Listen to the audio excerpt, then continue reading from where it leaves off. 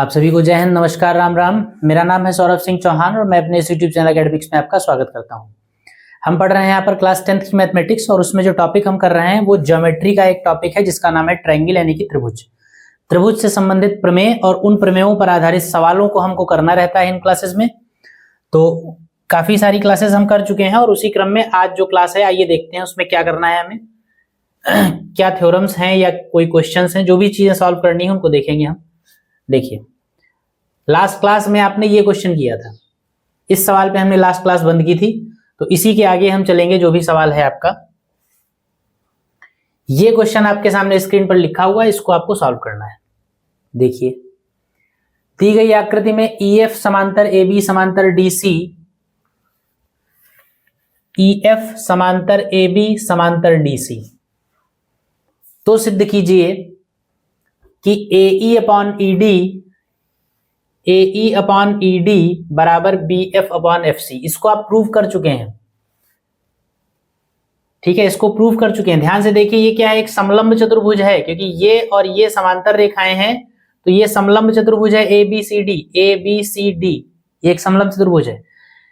समलंब चतुर्भुज की जो समांतर भुजाएं हैं AB और CD, इनके समांतर एक लाइन EF खींची गई है और जो प्रूव करना है AE अपॉन ED, यानी इसका रेशियो और इसका रेशियो बराबर होगा। यानी समलंब चतुर्भुज की जो असमांतर भुजाएं हैं, जो पैरेलल नहीं हैं, उनके खंडों का अनुपात आपस में बराबर होगा। ये आपको प्रूव करना है।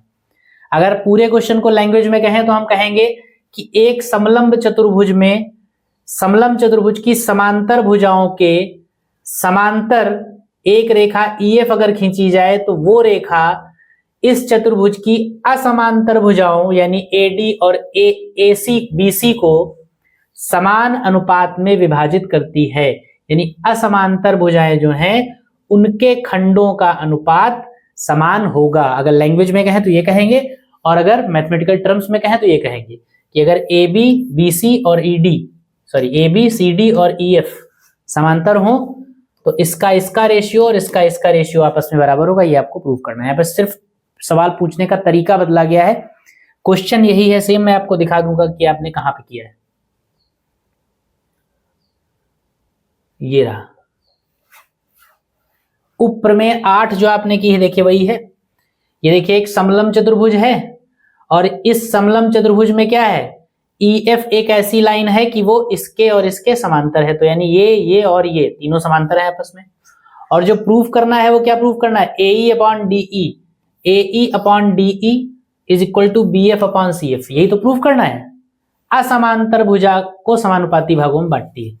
असमांतर भुजाएं यानी कि AD और BC असमांतर भुजाएं हैं, इनके खंडों का रेशियो जो है वो सेम है, ऐसा आपको प्रूफ करना है। तो ये आपने प्रूफ किया। तो यहां पर ये वही सवाल लैंग्वेज में दिया है और वहां पर जो आज की क्लास में आपने सवाल खोला है वहां पर वही क्वेश्चन मैथमेटिकल टर्म्स में दिया है। तो ये सेम क्वेश्चन है, मतलब ये नहीं कि वे वैसा ही सवाल है, ये वही सवाल है, दोबारा रिपीट किया गया है, सिर्फ लैंग्वेज को चेंज किया गया है।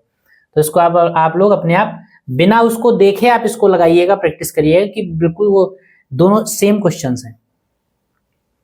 अगला क्वेश्चन हम देखेंगे क्या कह रहा है। अगला सवाल कह रहा है, दी गई आकृति में DE समांतर BC के है। DE जो है वो BC के समांतर है और CD जो है वो EF के समांतर है।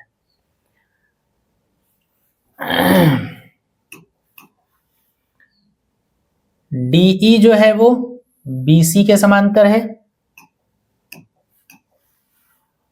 और CF जो है वो CD के समांतर है। तो आपको कुछ प्रूफ करना है। तो कुछ है नहीं बहुत खास सवाल में, अगर आप थोड़ा सा दिमाग लगाएंगे तो सवाल हो जाएगा। जितनी कंडीशंस दे रखी बारी बारी से एक बार इसको यूज कर लीजिए, एक बार इसको यूज करके थेल्स की प्रमेय लगा दीजिए, फिर एक बार इसको यूज करके थेल्स की प्रमेय लगा दीजिए। क्योंकि जो भी कहानी दे रखी है वो चीजें दे तो आपको ट्रायंगल में ही रखी है, और अगर ट्रायंगल में दी हुई है, त्रिभुज में दे रखी है, तो फिर त्रिभुज में अगर ये किसी भी त्रिभुज में एक भुजा के समांतर अगर कोई नई लाइन खींची गई है तो उसमें आप थेल्स की प्रमेय लगा सकते हैं। तो एक बार DE समांतर BC है इसलिए थेल्स की प्रमेय लगा दीजिए, और एक बार EF समांतर CD है इसलिए थेल्स की प्रमेय लगा दीजिए। ठीक, आइए देखें। सॉरी,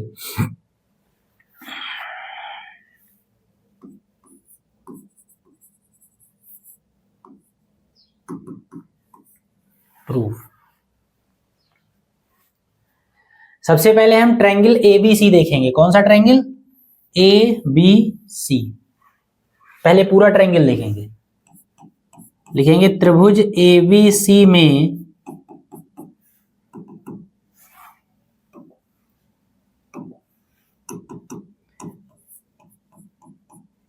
क्योंकि डीई समांतर बीसी है, इसलिए क्योंकि डीई समांतर बीसी है इसलिए हम क्या करेंगे? थेल्स की थ्योरम लगाएंगे।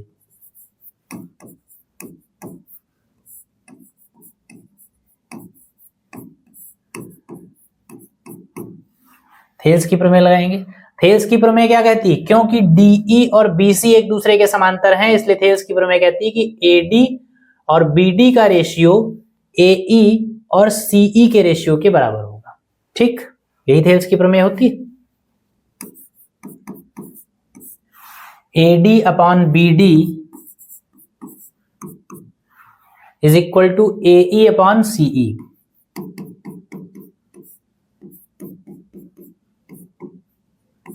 इक्वेशन नंबर 1 बना दीजिए। अब दूसरे ट्रायंगल में थेल्स की थ्योरम लगा लीजिए। दूसरा ट्रायंगल कौन सा लेंगे वो डिपेंड करेगा कि कंडीशन क्या दे रखी है। ईएफ और सीडी समांतर हैं। ईएफ और सीडी समांतर हैं, तो ईएफ अगर सीडी के समांतर है तो यानी कि इन दोनों में से किसी एक को आपको त्रिभुज की भुजा माननी पड़ेगी। तो ईडी ईएफ को त्रिभुज की भुजा मानकर तो बात बनेगी नहीं।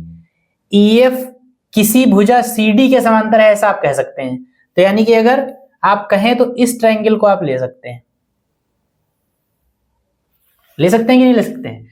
ट्रायंगल ए डी सी में सीडी भुजा के समांतर एक ईएफ लाइन खींची गई है, इसलिए ये ईएफ जो होगी वो एडी और एसी को समान अनुपात में बांटेगी थेल्स की प्रमेय से। ठीक, समझ में आया होगा, आसान सी बात है। तो लिखेंगे त्रिभुज ए सी डी में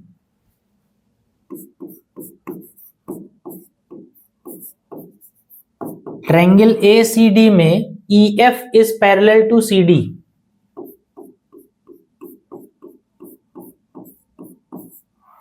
EF is parallel to CD, इसलिए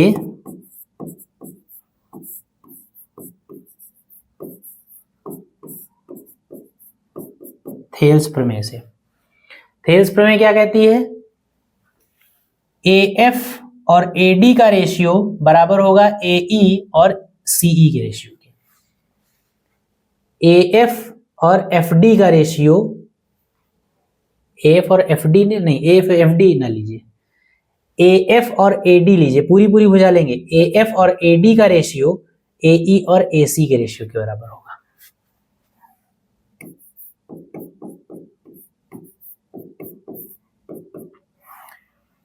AE और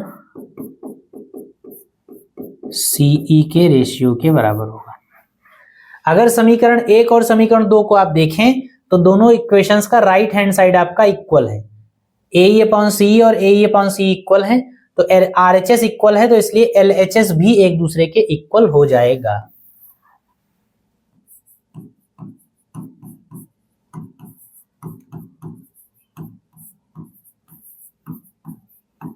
समीकरण 1 तथा 2 से AD upon BD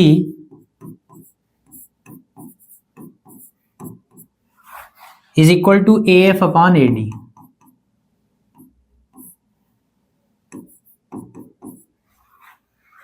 cross multiply कर दीजिए, AD और AD का मल्टीप्लाई हो जाएगा, AD square is equal to BD into AF। थोड़ा सा काम ठीक करिए यहां पर भी आप, जैसे आपने पहले वाले ट्रायंगल में थ्योरम क्या लगाई है?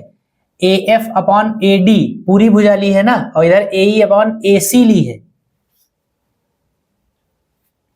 AE अपॉन AC लिया है, ये सब गड़बड़ हो गया यार इसमें, फिर से इसको करो। कहीं पे कुछ लिया है, कहीं पे कुछ लिया है।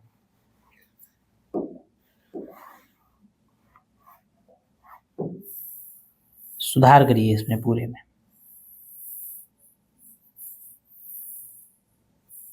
इतना, चलिए वापस आइए। ट्रायंगल ABC में जब हम थेल्स की प्रमेय लगाएंगे, ABC में जब हम ट्रायंगल ABC में थेल्स की प्रमेय लगाएंगे तो हम क्या करेंगे, AD अपॉन AB लीजिए और AE अपॉन AC लीजिए, ये लिख रही है आप। तो AD अपॉन AB, क्योंकि प्रूफ में AD भी लाना है AB भी लाना है, इसलिए AD अपॉन AB लेंगे। AD अपॉन AB लेंगे और बराबर, क्योंकि इधर AD अपॉन AB लिया है, इधर एक ऊपर वाले टुकड़े के साथ पूरी भुजा ली है, तो दूसरी तरफ भी यही करना पड़ेगा, ऊपर वाले टुकड़े के साथ पूरी भुजा। AE अपॉन AC, इसको इक्वेशन 1 बनाइए। फिर इसी तरीके से दूसरे वाले ट्रायंगल की जब बात करेंगे, छोटा वाला ट्रायंगल जब लेंगे आप, छोटा वाला ट्रायंगल मतलब ये वाला ट्रायंगल जब आप लेंगे तो इसमें भी आप क्या करेंगे, ऊपर वाला खंड बटे पूरी भुजा, तो AF अपॉन AD वो लिखा हुआ है, और दूसरे तरफ AE अपॉन AC, ऊपर वाला खंड बटे पूरा, AE अपॉन AC।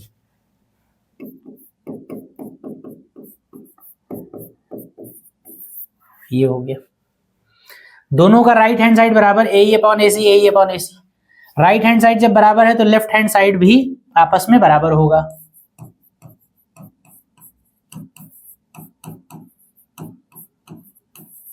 समीकरण 1 तथा 2 से AD upon AB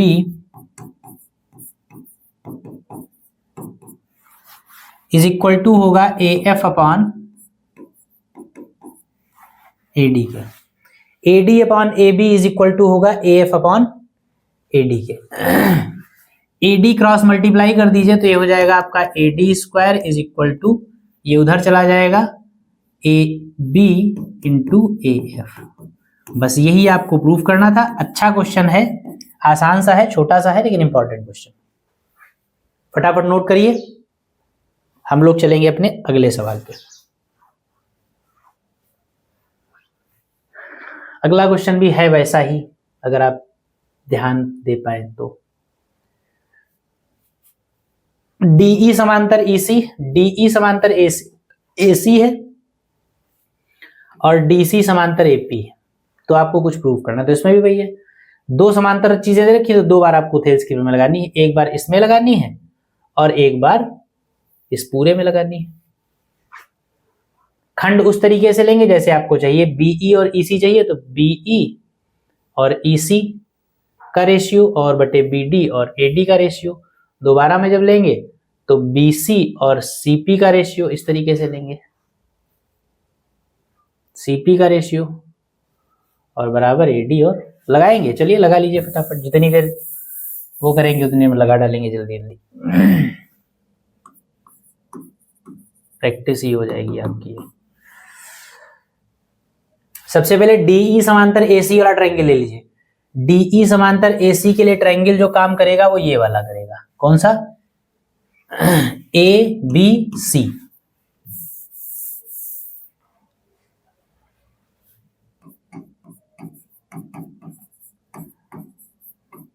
triangle ABC में DE समांतर AC, ट्रायंगल ABC में DE समांतर AC। इसलिए क्या करेंगे, थेल्स की प्रमेय लगाएंगे। थेल्स प्रमेय से, थेल्स की प्रमेय क्या कहेगी, ABC में BE और EC का रेशियो, टुकड़े इसलिए लेंगे क्योंकि BE और EC हमको चाहिए, तो BE और EC का रेशियो BD और AD के रेशियो के बराबर होगा।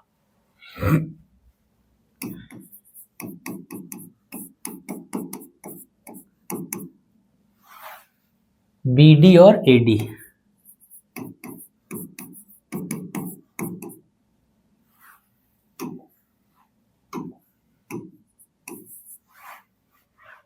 इसी तरीके से DC और AP पैरेलल है, DC और AP पैरेलल है, तो ट्रायंगल कौन सा ले लेंगे, पूरा ले लेंगे। ये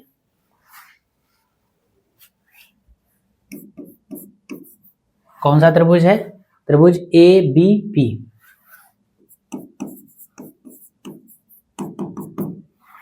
इसमें क्या है, CD और AP समांतर है।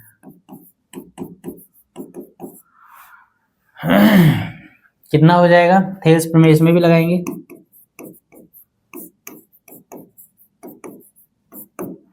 अब खंडों का अनुपात लिया है तो इसमें भी खंड ही लेंगे।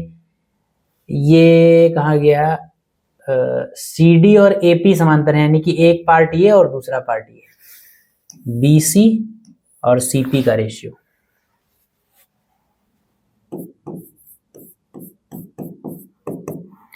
इक्वल किसके होगा, BD और AD के रेशियो के।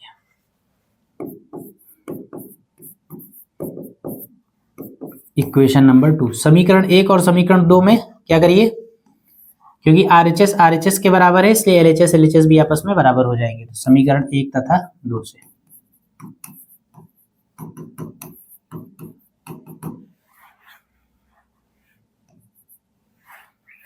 लेफ्ट हैंड साइड क्या है इसका, BE अपॉन EC बराबर होगा BC अपॉन CP। ये आपका प्रूव हो गया। नोट कर लीजिए फटाफट, आसान क्वेश्चन था।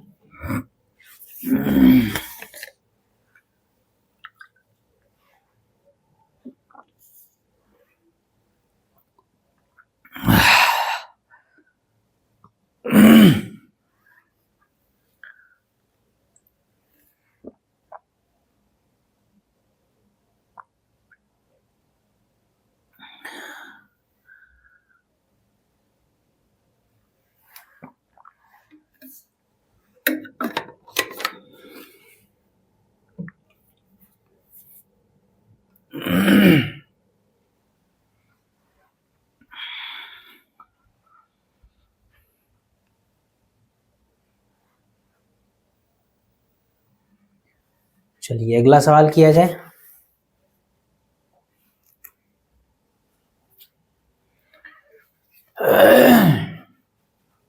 अगले क्वेश्चन में क्या कहा गया, दी गई आकृति में PQ और BC समांतर हैं तथा PR और CD समांतर है, तो सिद्ध कीजिए इतना बराबर इतना।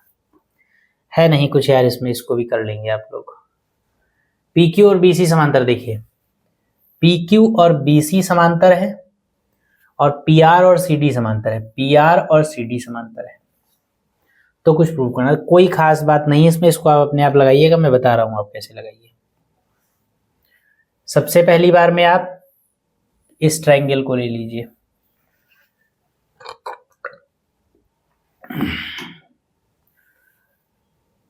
एक बार में आप इस ट्रायंगल को लीजिए।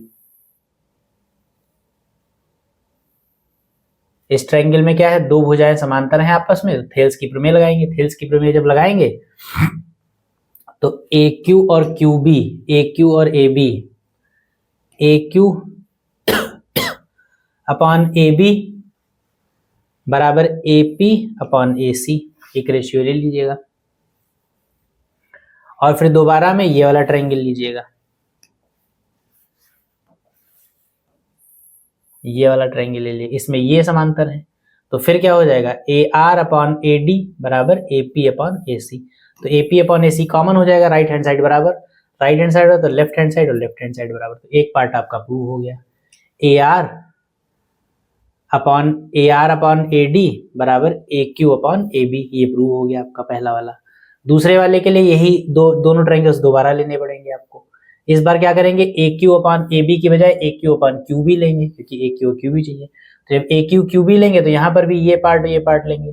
दूसरा वाला जब ट्रायंगल लेंगे तो यहाँ पर भी AR और QR लेंगे, DR लेंगे तो AR DR प्रूव हो जाएगा। ठीक, तो इसको लगा लेंगे आप। अगला क्वेश्चन देख लिया जाए। ये क्वेश्चन भी आपका लगने वाला है, आसान क्वेश्चन है। DE और BC समांतर हैं, AD अपॉन AB की वैल्यू दे रखी है, AD अपॉन AB की वैल्यू दे रखी है, ठीक है, AC की वैल्यू दे रखी है, AE की वैल्यू निकालनी है। तो क्या है इसमें, कुछ नहीं है। AD upon AB is equal to AE upon AC, Thales की प्रमेय से। AD अपॉन AB का मान दे रखा है वो रख दीजिए, AC का मान दे रखा है वो रख दीजिए, AE निकल आएगा आपका। आसान क्वेश्चन है ये सब और इम्पॉर्टेंट है। लेकिन फिर क्या कहा गया है, दी गई आकृति में ABCD के समांतर है, ठीक है, ABCD के समांतर मतलब समलंब चतुर्भुज है। OA, OB, OC और OD की वैल्यू दे रखी है आपको और x की वैल्यू ज्ञात करनी है। समलंब चतुर्भुज में आपने प्रूव किया था,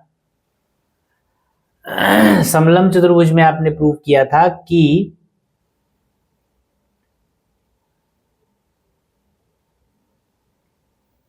समलंब चतुर्भुज के जो विकर्ण होते हैं उसके विकर्ण के खंडों का गुणनफल जो होता है वो समानुपाती होता है। ठीक है, ऐसा आपने प्रूफ किया था।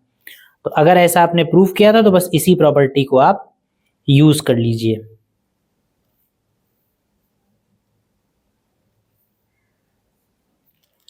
बस और कुछ नहीं है।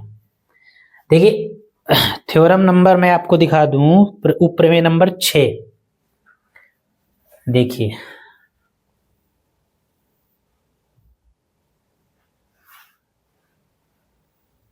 क्या प्रूफ किया था इसमें आपने।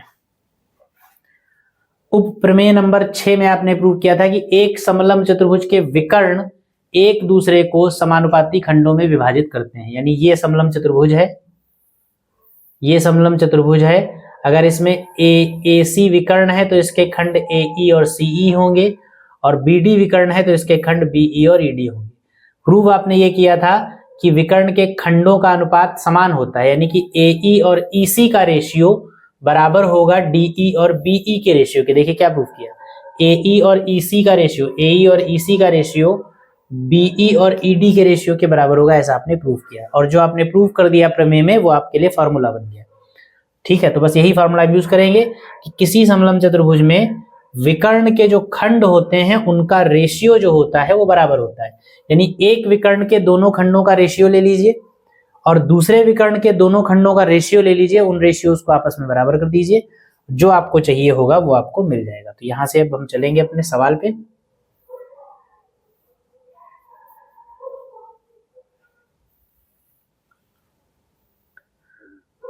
ये है सवाल। चलिए, तो इसमें यही है समलंब, क्योंकि यहाँ का क्या कहा गया, ए बी और सी डी समांतर है ना। ए बी और सी डी ये दोनों एक दूसरे के पैरेलल हैं। अगर दो भुजाएं समांतर हो तो दिया गया चतुर्भुज कैसा होता है, समलंब होता है, ट्रेपेजियम होता है। और ट्रेपेजियम में जो डायगोनल्स होते हैं, डायगोनल्स के पार्ट्स का रेशियो जो होता है वो सेम होता है। तो बस यही आप थ्योरम के स्टेटमेंट को लिखकर और उसके बाद उस स्टैंडर्ड रिजल्ट को यूज करेंगे।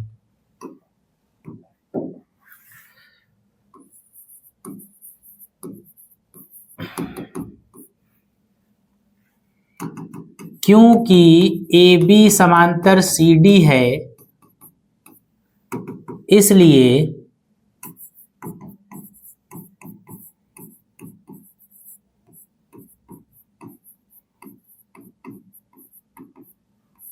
ए बी सी डी एक समलंब चतुर्भुज होगा।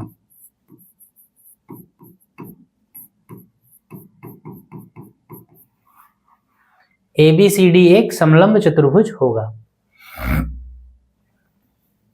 और अगर ए बी सी डी एक समलंब चतुर्भुज होगा तो हम जानते हैं कि ए ओ लिखेंगे, लिख या स्टेटमेंट लिखना चाहे लिख लीजिए, क्योंकि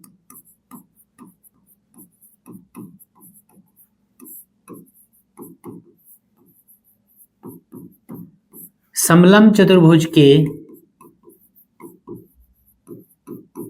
विकर्ण के खंडों का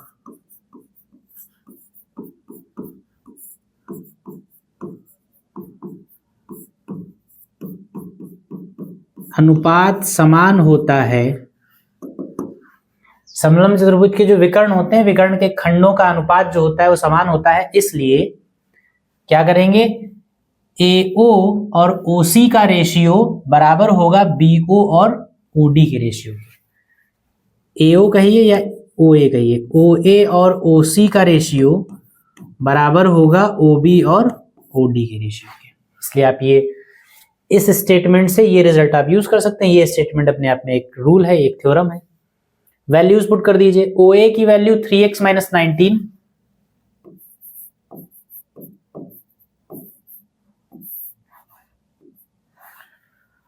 और अपॉन OC की वैल्यू x - 3,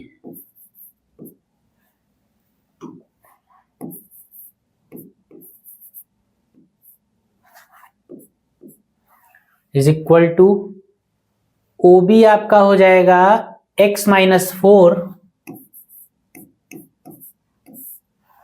और अपॉन हो जाएगा 4 OD।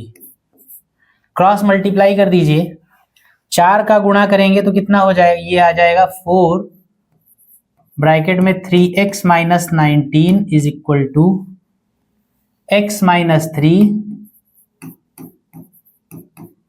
x minus 4, cross multiply करेंगे 12x माइनस 19 चक्कू 76,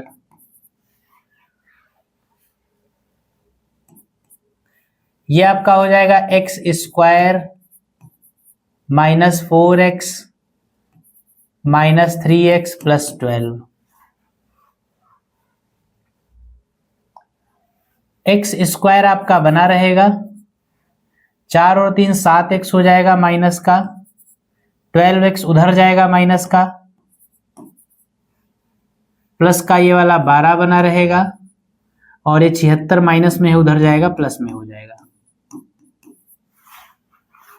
x स्क्वायर ऐसे ही रहा आपका, 12 और 7 19x हो गया,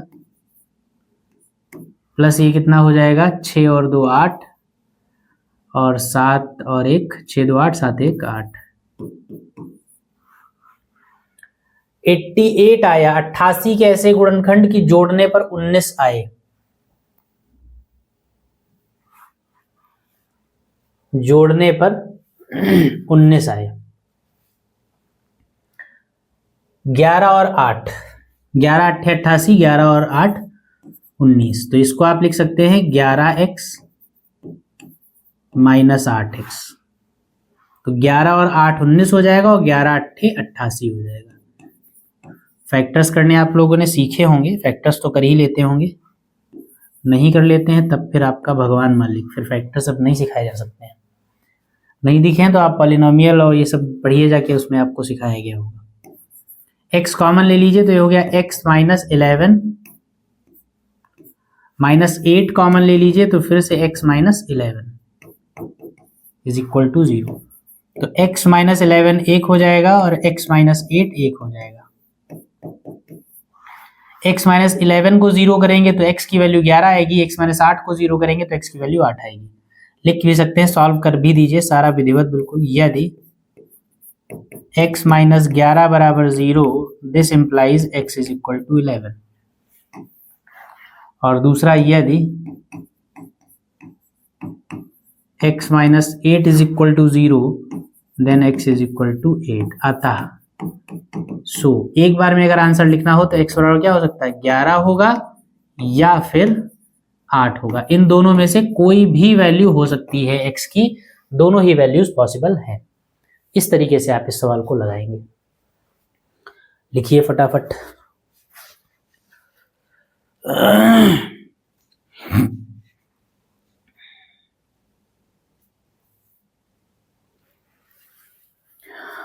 नोट करिए, फिर अगला क्वेश्चन हम लोग देखें।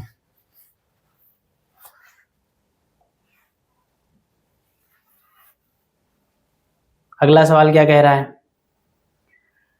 अगला सवाल कह रहा है किसी त्रिभुज DEF, अच्छा ये बड़ा वाला त्रिभुज DEF है, में कोई बिंदु कैपिटल X है, ठीक है, जिसे शीर्ष बिंदु DE तथा F से मिलाया गया, ठीक, मिला दिया गया।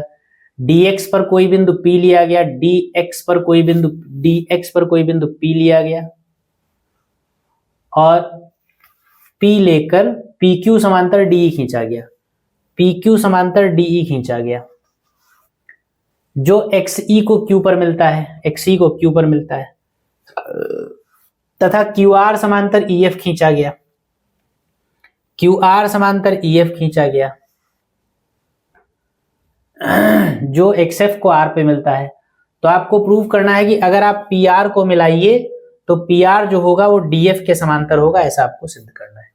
मतलब ये समांतर इसके खींचा गया, ये समांतर इसके खींचा गया, तो अगर इनको मिला दिए तो ये भी आपस में समांतर होंगे, ऐसा आपको प्रूव करना है। चलिए ठीक,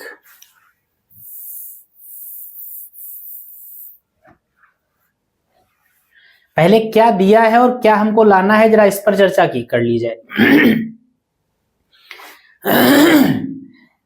क्योंकि जब भी किसी त्रिभुज में समांतर की कॉन्सेप्ट दे रखी होती है, किसी एक भुजा के समांतर कोई नई भुजा खींची जाती है, तो वो नई जो लाइन होती है वो शेष दो भुजाओं को समान अनुपात में विभाजित करती है, थेल्स की प्रमेय कहती है। थेल्स की प्रमेय को जरा दोनों तरफ से हम समझेंगे, क्योंकि यहाँ पर दोनों थेल्स की प्रमेय लगेंगी।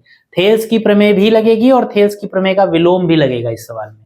तो इसीलिए दोनों को पहले हम समझ लें एक बार कायदे से, फिर सवाल को लगाएं। जैसे एक ट्रायंगल मान लीजिए एबीसी दे रखा है और इसमें एक भुजा डीई जो है ये समांतर है, ये दोनों समांतर है। ध्यान से सुनिएगा, सबसे पहले थेल्स प्रमेय की बात किया जाती है। थेल्स प्रमेय क्या कहती है? थेल्स प्रमेय ये कहती है कि अगर डीई और बीसी समांतर हों तो एडी और बीडी का रेशियो एई और सीई के रेशियो के बराबर होगा। ये थेल्स की प्रमेय कहती है। थेल्स की प्रमेय क्या कहती है कि यदि डीई समांतर बीसी हो तो क्या होगा? एडी और बीडी का रेशियो बराबर होगा एई और सीई के रेशियो के। ये थेल्स प्रमेय कहती है। और थेल्स प्रमेय का विलोम क्या कहता है? वही बात सेम, अगर ऐसा है तो ऐसा होगा और अगर ऐसा है तो ऐसा होगा, क्योंकि सही तो दोनों एक दूसरे के साथ है ना। अगर डीई और बीसी एक दूसरे के समांतर हैं तो इसका रेशियो इसके रेशियो के बराबर होगा। ये थेल्स की थ्योरम कहती है। इसी रिजल्ट को उल्टा भी तो कह सकते हैं कि अगर इनका रेशियो इसके रेशियो के बराबर हुआ तो इसका मतलब ही है कि डीई और बीसी समांतर होंगे। ठीक, तो थेल्स प्रमेय का विलोम क्या कहता है? थेल्स का विलोम क्या कहता है? थेल्स का विलोम कहता है कि किसी भी त्रिभुज में अगर डी और ई कोई ऐसे दो बिंदु हों कि एडी और बीडी का रेशियो एई और सीई के रेशियो के बराबर हो तो इसका मतलब यह होगा कि डी और ई को मिलाने वाली रेखा जो होगी वो बीसी के समांतर होगी। तो क्या होगा? डीई समांतर बीसी होगी। बात समझे? दोनों चीजें मैंने आपके सामने इसे लिख दी। किसी ट्रायंगल एबीसी में एबी और एसी पर दो पॉइंट्स डी और ई अगर लिए गए हैं तो डी और ई को मिलाने वाली रेखा जो डीई है ये दो तरीके की रिलेशंस को बताएगी। अगर थेल्स थ्योरम को यूज करेंगे तो कहेंगे कि अगर डीई और बीसी समांतर हों तो एडी और बीडी का रेशियो एई और ईसी के रेशियो के बराबर होगा। इसी रिजल्ट को उल्टा कह दीजिए, अगर एडी और बीडी का रेशियो एई और ईसी के रेशियो के बराबर हुआ तो इसका मतलब डीई और बीसी समांतर होंगे। बात समझे? तो कब कौन सी थ्योरम कैसे यूज की जाती है उसके लिए डिपेंड करता है कि क्या दिया है, क्या चाहिए। सबसे पहली दो बातों में दे रखा है PQ और QR समांतर है, मतलब QR आपस में नहीं, PQ इसके समांतर है और QR इसके समांतर है। तो जब PQ वाला ट्रायंगल यूज करेंगे तो इसमें PQ और DE समांतर दे रखे हैं। जब दे रखे हैं तो इसका मतलब ये वाली कंडीशन यूज होगी, थेल्स की प्रमेय यूज होगी। मतलब जब एक भुजा के समांतर कोई तीसरी दूसरी चौथी भुजा खींची गई है तो थेल्स की प्रमेय कहती है कि इनका रेशियो इनके रेशियो के बराबर होगा। तो क्योंकि यहाँ पर PQ और ये एक दूसरे के समांतर दिए गए हैं, जब दिए गए हैं तो हम थेल्स की प्रमेय यूज करेंगे। जब भुजाएं समांतर दे रखी हैं तो थेल्स की प्रमेय यूज करेंगे रेशियोज के लिए। और अगर रेशियोज बराबर दे रखे हों, भुजाएं समांतर प्रूव करनी हो तो विलोम यूज करेंगे, क्योंकि इसमें क्या होता है, रेशियो दिया होता है और भुजाएं सिद्ध करनी होती। तो जब PQ वाला ट्रायंगल यूज करेंगे तो थेल्स की प्रमेय इस्तेमाल करेंगे, क्योंकि इसमें PQ इसके समांतर है ऐसा कहा गया है। जब QR वाला ट्रायंगल यूज करेंगे तब थेल्स की प्रमेय यूज करेंगे, क्योंकि QR और ये दोनों एक दूसरे के समांतर हैं ऐसा सवाल में कहा गया है। लेकिन PR को इसके समांतर प्रूव करना है हमको। जब समांतर सिद्ध करना होगा तो इसका मतलब हम रेशियोज को बराबर प्रूव करेंगे, उससे हमारी ये भुजाएं समांतर प्रूव हो जाएंगी। जब समांतर प्रूव करना है तो थेल्स का विलोम यूज करेंगे। तो दो बार थेल्स की प्रमेय इस्तेमाल की जाएगी और तीसरी बार जो प्रूव करना है वो थेल्स के विलोम के द्वारा प्रूव हो जाएगा। बात समझ में आई? ये और ये समांतर हैं तो इसका रेशियो इसके रेशियो के बराबर होगा, एक समीकरण बनेगा। फिर ये और ये समांतर हैं तो इसका रेशियो और इसके रेशियो बराबर होगा, ये दूसरा समीकरण बनेगा। इन दोनों समीकरणों को इस्तेमाल करेंगे जब हम इस्तेमाल करेंगे तो समीकरणों को यूज करने पर हमको इसका और इसका रेशियो, इसका और इसका रेशियो, इसके और इसके रेशियो के बराबर मिल जाएगा। अगर ये और ये रेशियो इस और इस रेशियो के बराबर आ जाए तो इसका मतलब क्या है कि PR और DF एक दूसरे के समांतर होंगे। ठीक है बात? ये सवाल पर सोचने का तरीका है ये जो मैंने आपको बताया। अब इसको हम लोग सॉल्यूशन की फॉर्म में लेकर चलते हैं। चलिए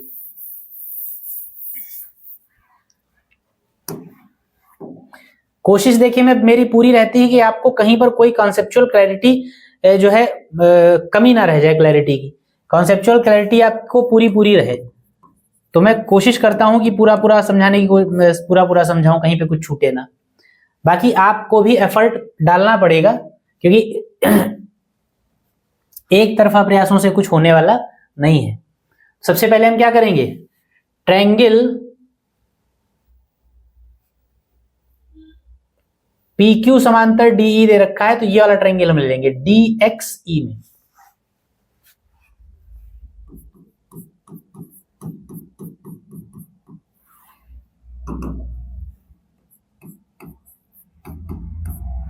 ट्रायंगल DXE में PQ समांतर DE दिया गया है।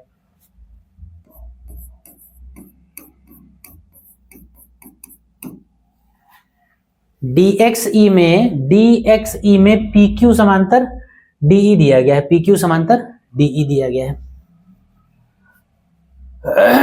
तो थेल्स की प्रमेय क्या कहती,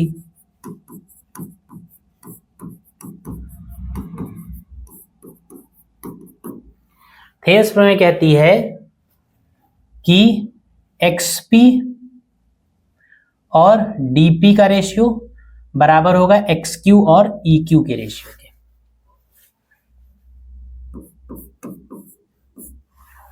XP और DP का रेशियो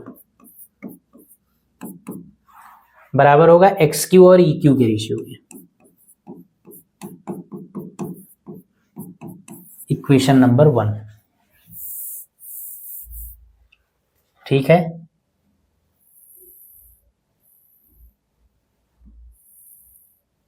ये हमने यूज कर लिया, PQ और ये समांतर थे तो हमने यूज कर लिया ये वाला रेशियो, ये और ये रेशियो और ये रेशियो। अब जरा दूसरा ट्रायंगल देखिए, दूसरा ट्रायंगल कौन सा,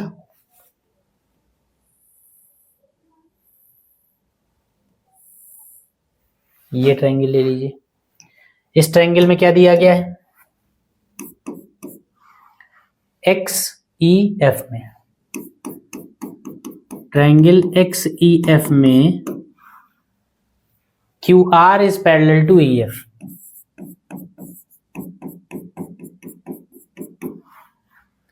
QR EF के अगर पैरेलल है, QR EF के अगर पैरेलल है तो क्या हो जाएगा, तो आपका XQ और EQ का रेशियो XR और FR के रेशियो के बराबर होगा।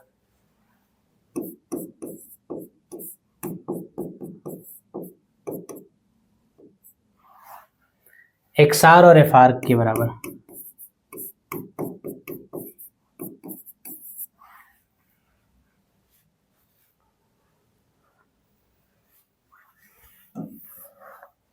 ठीक, समीकरण नंबर 2। इक्वेशन नंबर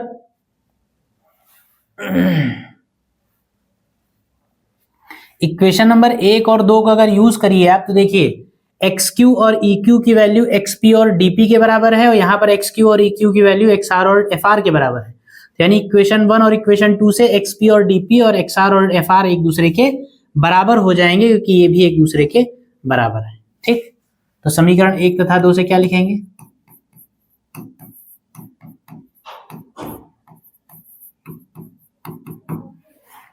समीकरण 1 और 2 कहेगा कि ये दोनों एक दूसरे के बराबर होंगे क्योंकि ये दोनों एक दूसरे के बराबर है। XP और DP, XP अपॉन DP जो है वो बराबर हो जाएगा XR अपॉन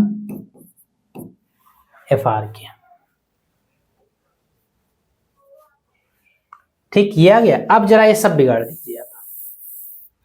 अब आप केवल ये ट्रायंगल देखिए,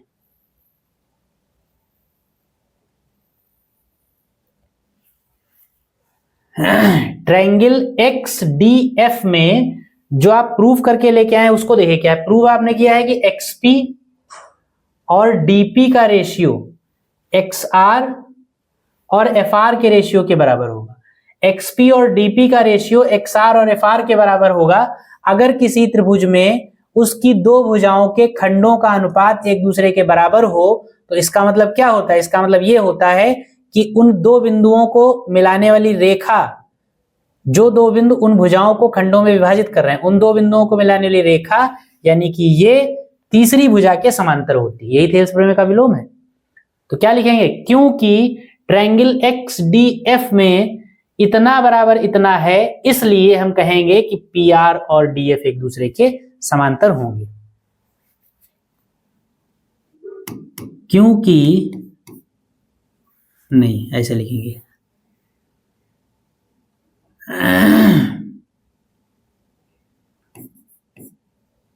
ट्रायंगल कौन सा? XDF में या DXF में।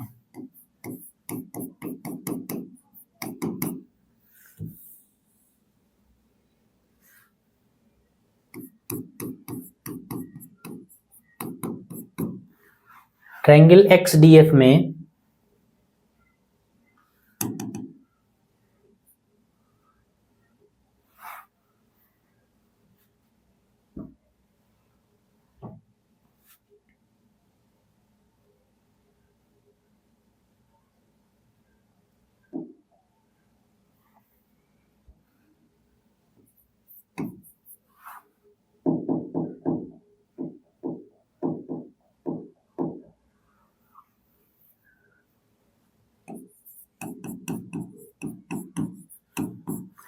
XDF के लिए उपरोक्त अनुपात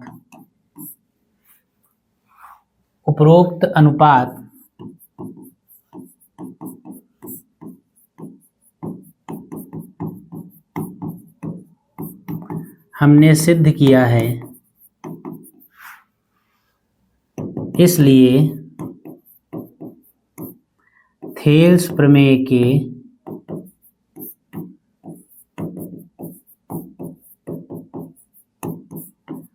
विलोम से त्रिभुज XDF में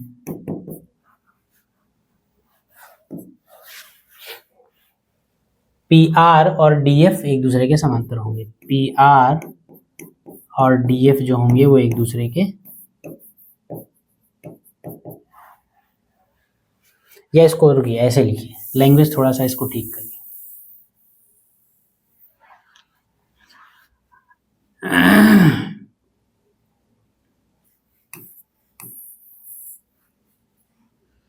यदि ट्रायंगल XDF में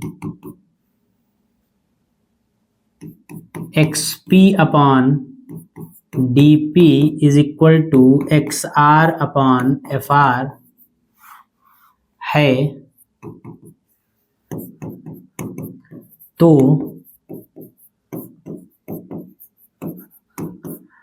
थेल्स प्रमेय के विलोम द्वारा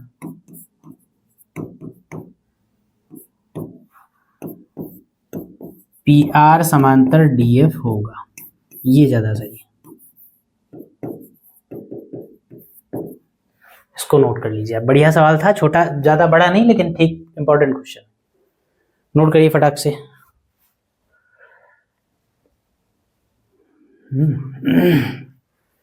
चलिए और देख लें अगला, इसको नोट करिए, स्क्रीनशॉट लेना चाहे ले लीजिए। अगला सवाल देखें।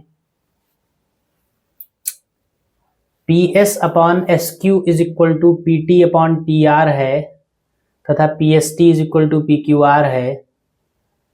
PS अपॉन SQ और PT अपॉन TR बराबर है PST और PQR। PST और PQR बराबर है, तो सिद्ध कीजिए PQR एक समबाहु त्रिभुज होगा।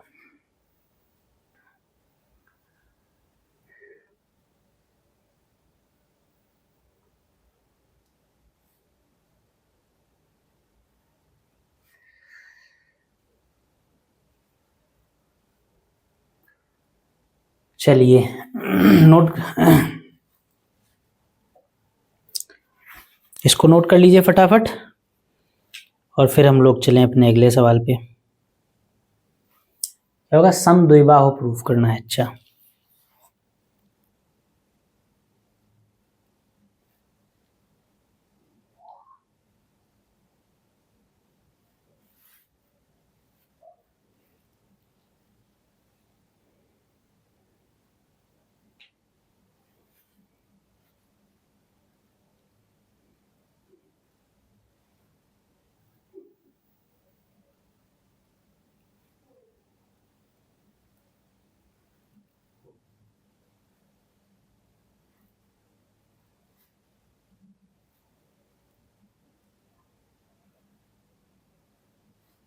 चलिए आइए देख लीजिए।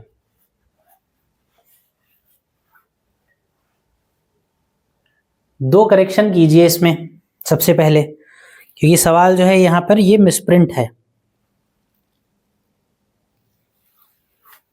एक जो है आपका ये एंगल जो दे रखा है PST और PRQ है। PST और PRQ ये आपस में बराबर है, तो ये इसको आप करिए एंगल P, ये है आपका एंगल PRQ बराबर है। और दूसरा करेक्शन ये है कि ये समबाहु त्रिभुज नहीं है, ये समद्विबाहु त्रिभुज है। ठीक, यानी दो भुजाएं बराबर होंगी, ऐसा आपको प्रूव करना है। चलिए चलते हैं हम लोग अपने सॉल्यूशन पे। आसान सा क्वेश्चन है लेकिन इंपॉर्टेंट है। फिर जो छोटे छोटे क्वेश्चन ऐसे होते हैं ट्रिकी, जिनमें थोड़ा सा दिमाग लगता है, वो बहुत इंपॉर्टेंट होते हैं। तो क्वेश्चन में क्या जो दे रखा है उसको आप लिख लीजिए सबसे पहले। त्रिभुज PQR में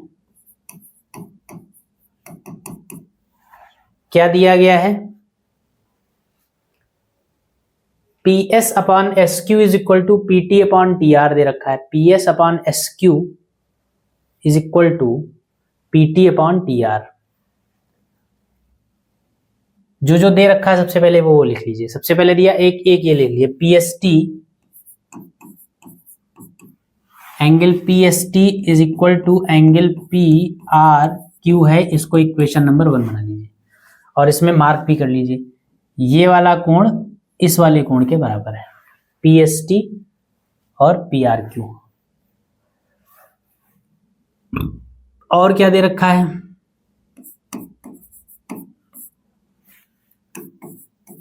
PS upon SQ is equal to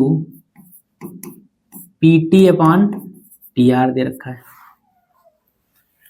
PS और SQ का रेशियो PT और TR के रेशियो के बराबर है। अब आप फिर जरा वापस कॉन्सेप्ट पे जाइए। क्या है ये नियम? ये नियम ये कहता है कि अगर किसी त्रिभुज की दो भुजाओं के खंडों का अनुपात एक दूसरे के बराबर हो तो थेल्स प्रमेय की विलोम प्रमेय जो है वो ये कहती है कि ये भुजा और ये भुजा एक दूसरे के समांतर होंगी।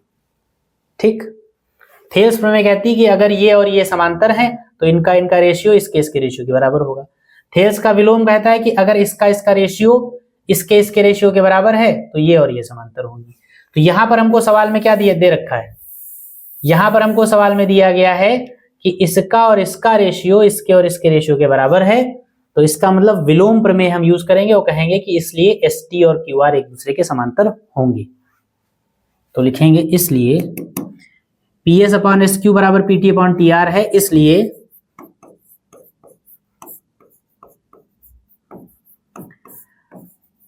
थेल्स प्रमेय के विलोम द्वारा,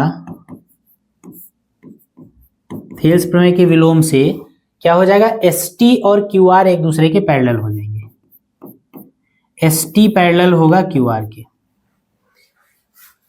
जो हमको दे रखा था रेशियो, उसके आधार पे हमने ये बात प्रूव कर ली कि ये और ये एक दूसरे के पैरेलल लाइंस होंगी। अब आप बताइए कि अगर ये दोनों समांतर रेखाएं हैं और इनको ये PQ एक तिर्यक रेखा काट रही है, तो ये वाला एंगल और ये वाला एंगल बराबर होगा आपस में कि नहीं होगा? संगत कोण होंगे, करस्पॉन्डिंग एंगल्स होंगे, संगत कोण होंगे, समान होंगे। तो अब ये लिख लीजिए, लिखेंगे क्योंकि ST समांतर QR के है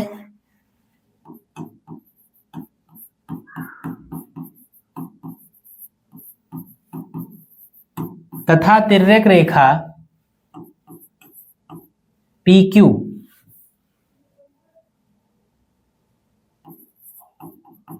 है ट्रांसवर्सल लाइन, क्योंकि since ST is parallel to QR and PQ is a transversal line यानी तिर्यक रेखा है, इसलिए एंगल PST और एंगल PQR एक दूसरे के बराबर होंगे। इसलिए एंगल PST और एंगल PQR एक दूसरे के बराबर होंगे। क्यों बराबर होंगे? क्योंकि ये दोनों कैसे एंगल हैं, संगत कोण हैं, यानी कि करस्पॉन्डिंग एंगल्स हैं। इसको इक्वेशन नंबर 2 बना लीजिए। अब इक्वेशन नंबर 1 और 2 को अगर एक साथ यूज करिए तो इक्वेशन नंबर 1 कहता है कि PST PRQ के बराबर है और इक्वेशन नंबर 2 कहता है कि PST PQR के बराबर है। तो समीकरण 1 और 2 को अगर एक साथ यूज करेंगे, समीकरण 1 तथा 2 से फ्रॉम इक्वेशन 1 एंड 2, तो क्या कहेंगे, PRQ और PQR एक दूसरे के बराबर हो जाएंगे। Angle PQR is equal to angle PRQ। ये बॉक्स में क्यों बंद किया है, इसको साफ करिए। हमने प्रूव किया कि एंगल PQR यानी ये वाला एंगल और एंगल PRQ यानी ये वाला एंगल, ये दोनों एक दूसरे के बराबर हैं। किसी भी त्रिभुज में अगर दो कोण उसके बराबर हो जाएं तो वो त्रिभुज कैसा होता है, समद्विबाहु होता है कि नहीं होता है। या ऐसे कह लीजिए किसी भी त्रिभुज में जो कोण बराबर होते हैं उनकी संगत भुजाएं भी बराबर होती। तो क्योंकि ये एंगल और ये एंगल आपस में बराबर हैं, इसलिए PQ और PR भी आपस में बराबर होगी। जो कोण बराबर होंगे उसकी संगत भुजाएं हमेशा बराबर होती। तो Q और R अगर बराबर हैं तो PQ और PR इक्वल टू PQ और PR एक दूसरे की बराबर हो जाएंगी। इंप्लाइज दैट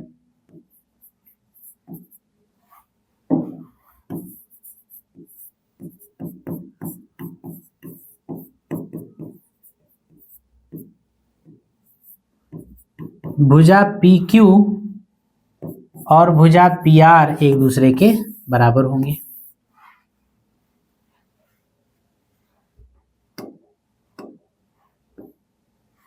इस वाले बॉक्स को भी काट दीजिए आप।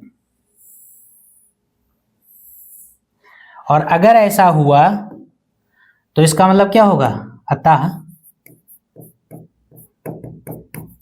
त्रिभुज PQR जो होगा, दो भुजाएं अगर बराबर हो गई तो कैसा हो जाएगा, PQR कैसा हो जाएगा, समद्विबाहु त्रिभुज होगा।